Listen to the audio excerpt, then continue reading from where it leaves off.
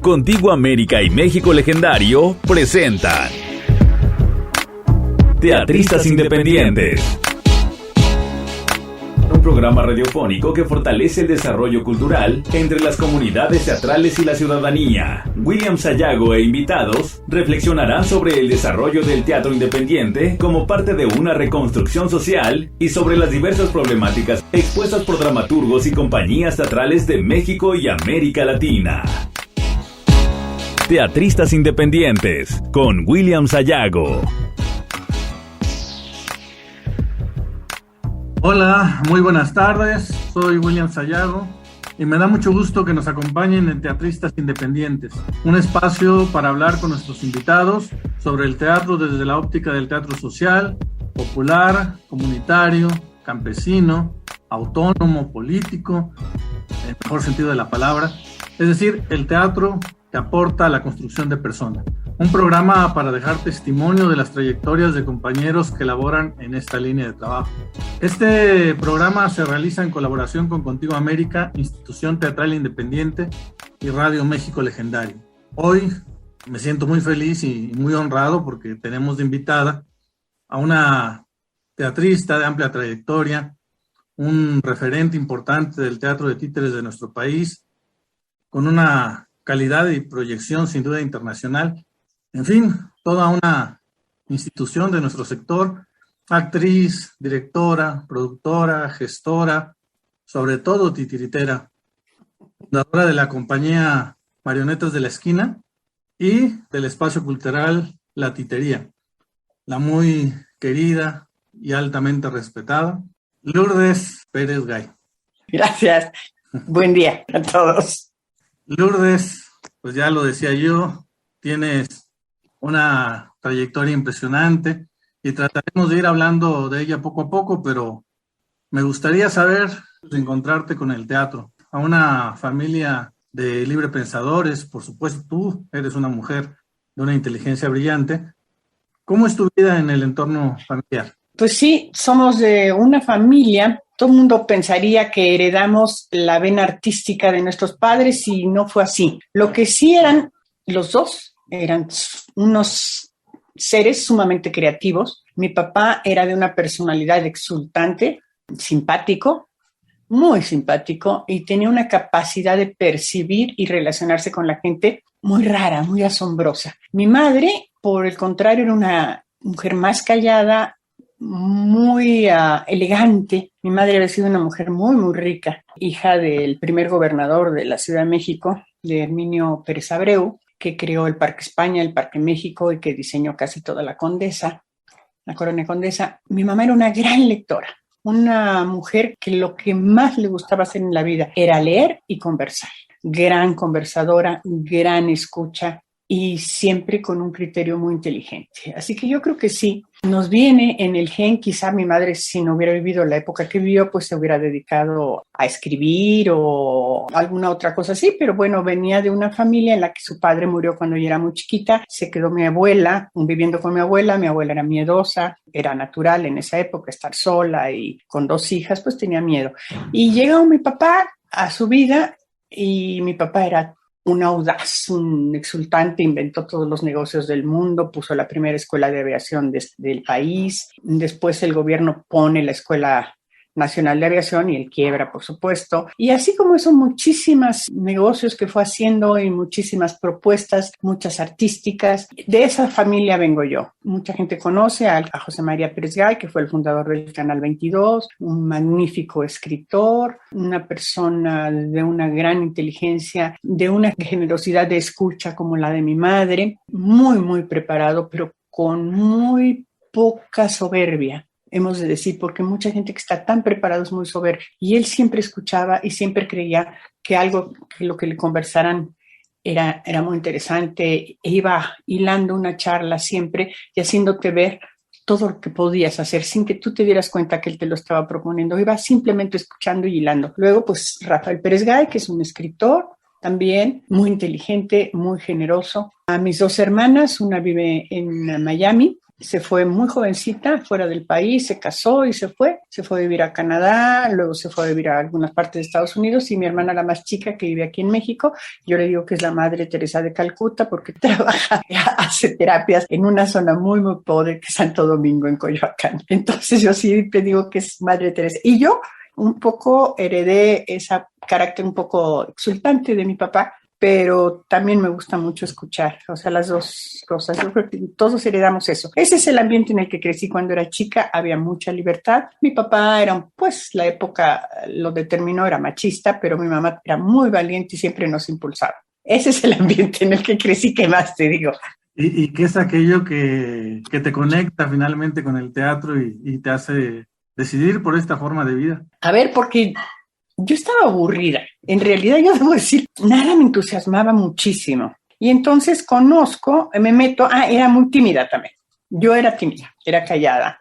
Me platicaban algo y me ponía roja. Si yo era parte de un tema, parece un semáforo, a veces me decían el semáforo. Y entonces decidí entrar a tomar unas clases de teatro, me aconsejaron, para que se me quitara lo tímida. Y entonces entré con una maestra que se llamaba Lía Engel, una muy buena maestra. Fuimos compañeros, Paco Ignacio Taibo y yo, alumnos de Lía. Y ahí empecé a darme cuenta que no era tan difícil hablar, no era tan difícil decir lo que pensaba, pero después venía la otra parte, mi inseguridad, también era insegura, por supuesto, por eso era tan tímida. Después no era tan mala actriz, digamos, y entonces me invita un maestro Rendón, que era muy amigo de Lía, a un evento muy raro que hicieron en el Teatro Insurgentes, que se llamó Oro para una Rosa, en la que invitaron a muchos grupos, artistas, y entonces iba dando como una historia de México. Era un evento único. Y ahí los que llevaban todo el centro eran los Mascarones, el grupo cultural, el grupo de poesía coral Mascarones.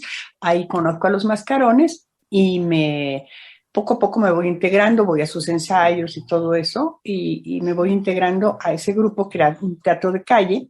Él lo dirigía Mariano Leiva, que después fue mi esposo y es el padre biológico de mis dos hijos. Y ahí quedo trabajando con los Mascarones y fundando una comuna aquí en México y otra comuna en Cuernavaca, cerca de 11 años. Y después ya habían nacido mis hijos, el grupo ya no estaba tan cohesionado, había una parte que después se convierte en el grupo cero, otro que se quedan como Mascarones, y yo quedo en el centro. Y ya durante el tiempo que estuve en Mascarones, en la última etapa, empecé a hacer títeres. Yo fui alumna de Don Ferruco, de Gilberto Ramírez. Él fue el que me acercó a los títeres, fue un día a los Mascarones en Coyoacán y nos dijo que quería enseñar lo que sabía, porque su grupo ya estaba eran solamente 3 personas. Y yo fui una de los Mascarones que fue con él y me gustó mucho. Y en Mascarones mismo ya hice y formé un pequeño grupo de títeres, sobre todo éramos las mujeres las que lo hacíamos.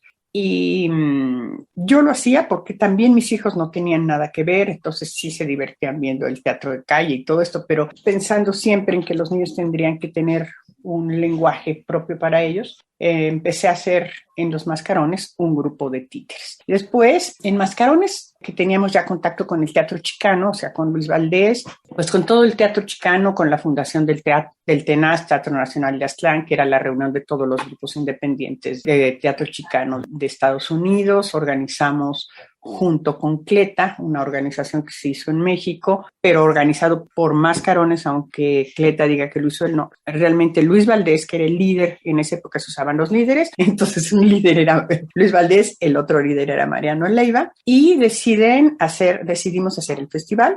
¿De qué manera? De una manera muy loca. Todos los chicanos llegaban hasta la frontera, ahí dejaban sus coches, se subían en un tren y llegaban en tren hasta Buenavista.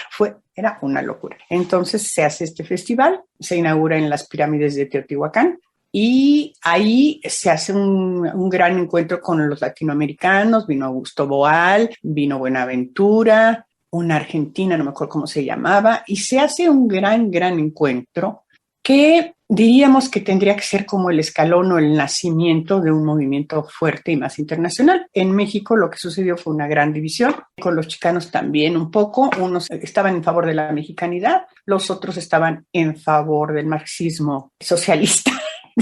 Se oye como viejo todo esto, pero así era. Y entonces lo mismo sucede aquí. Yo no quería estar en ninguno de los dos lados. A mí me parece que lo que hay que hacer es un buen teatro y cada quien con la libertad de decir lo que quisiera decir, ¿no? De ahí nos salimos de Cleta, nos expulsaron y nos fuimos a vivir a Cuernavaca. En Cuernavaca desarrollamos y creamos un trabajo con mucha gente en el campo, sobre todo es impulsado todo por Mariano. Y después el grupo empieza a separarse por generaciones, los más jóvenes, los más grandes, y yo decido hacer teatro para niños.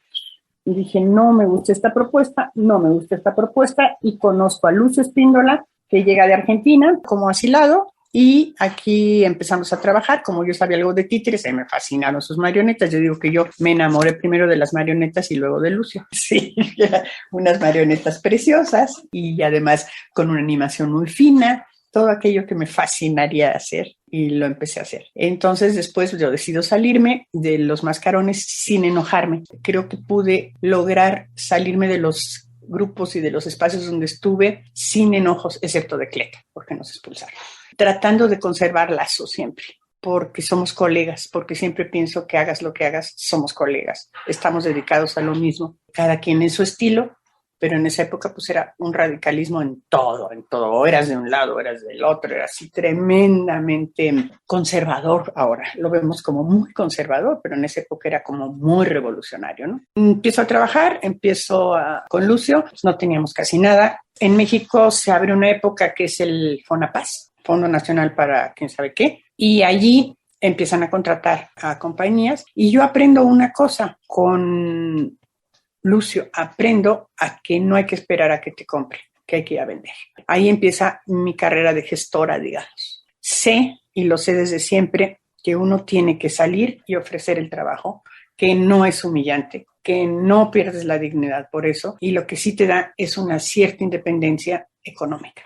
Entonces, desde entonces, pues yo salía, tenía un poco más de habilidad que Lucio, también conocía más a los compradores porque eran mexicanos, sabía cuando un sí quería decir no o cuando un no podría convertirse en sí, cosa que es difícil de entender en México, y lo fui entendiendo, y pues la calidad también del trabajo, que era una buena calidad, nos fue posicionando, digamos, y sobre todo cualquier cosa que hacíamos, la hacíamos con la mayor calidad de la que éramos capaces en ese momento. Siempre pensando en que se entendiera, siempre pensando en que los niños crecieran intelectualmente con lo que vieran. Y así fue que empezamos. Y bueno, después, ¿qué viene? La otra etapa, que es la de marionetas y su consolidación, de Marionetas de la Esquina, que al paso del tiempo, lo que yo creo es que nunca nos hemos quedado quietecitos. Después viene la consolidación y el tener un espacio, gracias mucho al ejemplo de Contigo América, por supuesto, fueron precursores en este país de los espacios independientes, acercarnos siempre a los colegas, saber que de todos se puede aprender algo, bueno o malo, pero se puede aprender. Vamos a hacer una pausa y enseguida regresamos.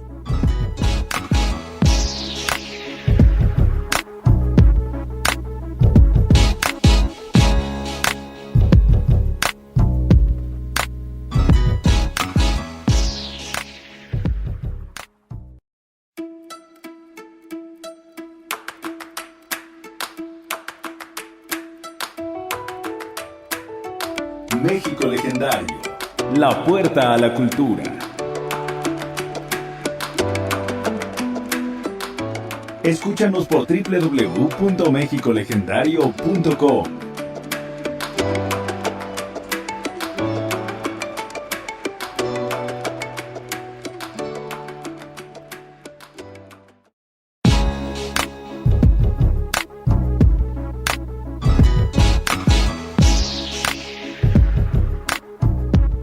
Ya estamos de regreso con esta primera parte de la entrevista a Lourdes Pérez Gay, a la actriz, directora, productora, gestora, compañera integrante de la compañía Marionetas de la Esquina y del Centro Cultural La Titería. Antes de pasar a esa etapa, Lourdes, te escucho y sin duda pues eres una persona como todos esos o algunos de los compañeros que has mencionado que nos has dado patria teatral. No sé si eres consciente de ello, porque de verdad es así, o sea, y a la par de Blas Braidot, a la par de Enrique Ballester, ya tú decías Mariano Leiva, ya decías Luis Valdés, la misma Raquel Soane. Tú eres consciente de todo este trabajo y todo esto que has realizado junto con Lucio, lógicamente, que también es un grande, ¿no? Por supuesto, Lucio lo que tiene y tuvo siempre es una gran generosidad con lo que sabía y una confianza en mucha gente. No siempre toda nos respondió bien, hemos de decir la verdad, ¿no? Algunos entraban, algunos se llevaron títeres que se robaron. Esa es la verdad. Mucha gente, es absurdo, pero es así. O gente que llegaba y se aprendió una técnica y luego la registraba porque decía que era de él. Lucio inventó muchas técnicas que están ahí, que están en nuestro libro, porque tenemos un libro que se llama Marionetas de la esquina tras bambalinas. O sea, lo que aprendes, lo que inventas, tiene sentido en la medida en que después es útil. Pero la gente cree que llevarse un títere lo va a hacer titiritero. Y no, lo que te hace titiritero es aprender a hacer y crear con calidad, que eso es imprescindible. Pensar que el trabajo que se hace para niños siempre tiene que hacerse con la mayor calidad posible. ¿Por qué? Ya hablo de posibles porque los posibles han ido cambiando en nuestra vida. Yo antes jamás, era uno de mis sueños más grandes, era tener un espacio donde experimentar. Y ahora lo tenemos en la titería, cuando fundamos la titería. Pero no solamente era el espacio para experimentar, porque sabíamos también que tiene que ser un espacio en el que muchísima gente que se dedica a títeres o a teatro para niños puedan estar.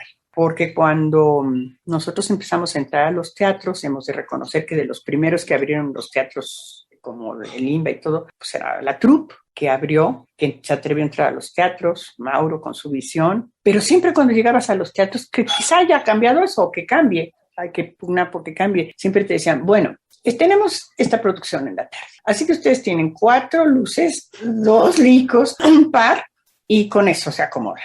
O sea, no teníamos el nivel que tenía la producción de la noche. Eso es lo que queríamos que no pasara en la titería. Bueno, tampoco tenemos todas las luces que tienen los teatros de la Unidad del Bosque, pero sí, todo lo que teníamos estaba a disposición de la apuesta que llegara. No les decíamos, tienes un par, 2 licos y ahora 5 LEDs. No, lo que hay es para que tu espectáculo se vea. Entonces, esa es la filosofía de nosotros, es lo que llegue aquí se tiene que ver bien, porque además somos responsables de crear público. Yo creo que todos los que tenemos espacios independientes como la ANTI, que es la Asociación Nacional de Teatros Independientes, nuestra obligación es crear públicos. ¿Por qué? ¿Por qué tenemos que crear públicos? Porque las artes escénicas, si no las fomentamos nosotros, están en un riesgo de quedarse sin público, porque es tanta la oferta virtual, la oferta de películas, la oferta de todo lo que puedes ver en una gran pantalla, y tan grande la tecnología con la que están hechas, que de pronto lo que nosotros hacemos puede verse triste. Pero lo que nunca se nos tiene que olvidar es que los teatreros tenemos algo que las pantallas no tienen, y es la comunicación directa. Si somos capaces de conmover con nuestro trabajo al público adulto y de niños, tenemos ganado ese momento de emoción que no se olvida. Ese momento de emoción que tú dices, nunca había sentido esto, lo quiero volver a sentir. Cuando ves una hermosa película en la televisión o vas al cine, siempre tienes en tu cerebro que la puedes volver a ver, siempre. A lo mejor la quiero volver a ver. En el teatro no, lo que tú viste es único, aunque sea la misma obra después. Nunca es igual. Y la capacidad de emocionarse colectivamente es determinante para crear empatía social. Yo creo que es muy importante. Si yo soy capaz de emocionarme con todos los que están a mi lado, logro una empatía social que se va perdiendo cada vez más porque lo que vemos, lo vemos de manera individual. La titería, que sin duda es un espacio único y maravilloso porque los contiene a ustedes, porque como ya nos comentabas, se abre a otras compañías y aporta finalmente a la construcción de nuevas poéticas, nuevos públicos y por supuesto aporta al tejido social, en este caso de la Alcaldía Coyoacán. ¿Cómo logran el sostenimiento de la compañía y del espacio físico? Como decía López Velarde, de milagro, como la lotería.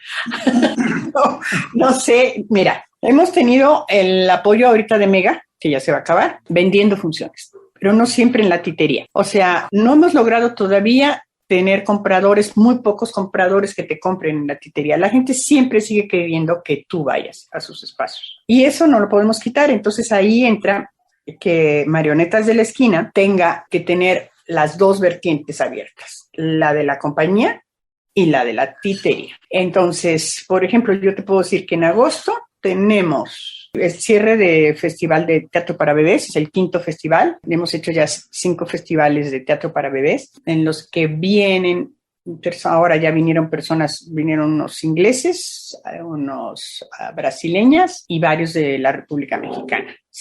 La terminamos el 30 y 31 con una obra para bebés que tenemos que se llama Escondidillas, que escribió Amaranta, asesorada por Mathieu Lecoeur, un especialista en neurociencia, que sabe todo el proceso que va pasando en los bebés según la edad que tienen. Entonces estamos muy asesorados en eso. Entonces la obra tiene, aún siendo teatro para bebé, tiene pequeñas dramaturgias que van siguiendo los bebés. Y la manera en que el bebé puede integrarse, que es a través de la mirada, que es a través de un gesto, en fin. Y luego vamos a tener también un curso de verano, estoy diciendo lo de la titería, del 8 al 19, el primer fin de semana para chiquitos y el segundo fin de semana para niños de 6 para arriba, o 7. Luego vamos a estrenar La Tempestad de Shakespeare. Estoy contentísima. Quién sabe qué va a salir, pero les juro que tenemos un entusiasmo muy grande porque hemos hecho un laboratorio de investigación. Aquel sueño que te digo de que siempre queríamos, a ver, ¿qué pasa si hacemos esta locura? A ver, ¿qué pasa si...? Pues la estamos haciendo. No sé si a todos les va a encantar, pero yo creo que tenemos que ponernos retos, metas y romperlas y saltar a otras, ¿no? El 18 de agosto vamos a estrenarla. Antes vamos a hacer funciones a público, unas 2 o 3, para que nos den sus opiniones, y después nos dejamos una semanita más y arrancamos la temporada. Pero probablemente vamos a salir a Puebla, nos vamos al TETIEM, porque ahí se hace la primera reunión física de la ANTI, sí sabes, ¿verdad? Ahí vamos a estar todos, nos conocemos por Zoom todos, pero no nos conocemos personalmente. Y entonces vamos a estar reunidos ahí. Y vamos al Cervantino el 16 de octubre con La Chorcha de las Calacas, que después va a estar en temporada en la titería. Entonces, como tú verás, tenemos que estar combinando estar saliendo con estar quedándonos. Tenemos en la titería, hemos formado un muy lindo equipo que yo tengo esta teoría que me dio un cuñado. Me dijo, cuando alguien esté en tu compañía más de 8 años, hazlo socio. Eso es lo que he hecho siempre. ¿Para qué yo quiero ser propietaria de algo que se va a quedar vacío como un cascarón? Entonces, pues en la administración tenemos a Alejandra Arroyo, que la hemos formado, la he formado desde que empezó casi, y que tiene la camiseta tan puesta como cualquier actor. Entonces, gracias a eso podemos salir, porque sabemos que ella se queda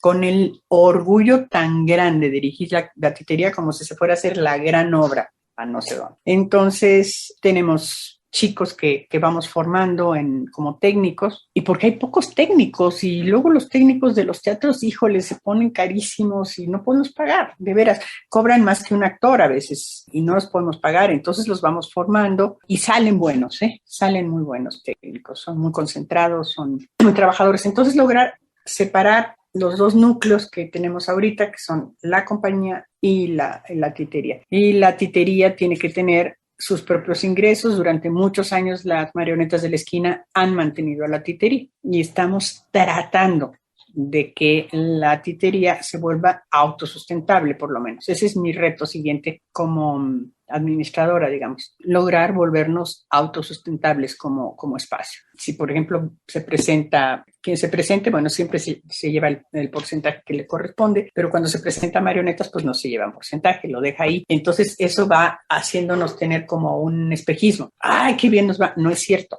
No es cierto. Entonces, tratar de hacer eso es lo que es muy importante. Eso es lo que estoy haciendo ahorita. Armar una estructura de cómo sostener un espacio, liberando a la compañía que lo sostiene, para que los actores de la compañía también puedan tener mejores ingresos. Es muy interesante esto que nos platicas, porque finalmente yo creo que las compañías que hemos persistido a través de los años es porque han trabajado en esta continuidad, y yo creo que la titería y Marionetas de la Esquina están aseguradas de alguna manera por tus hijos, por ejemplo, que son realmente talentosos en distintas áreas, además, como ya lo decías, ¿no?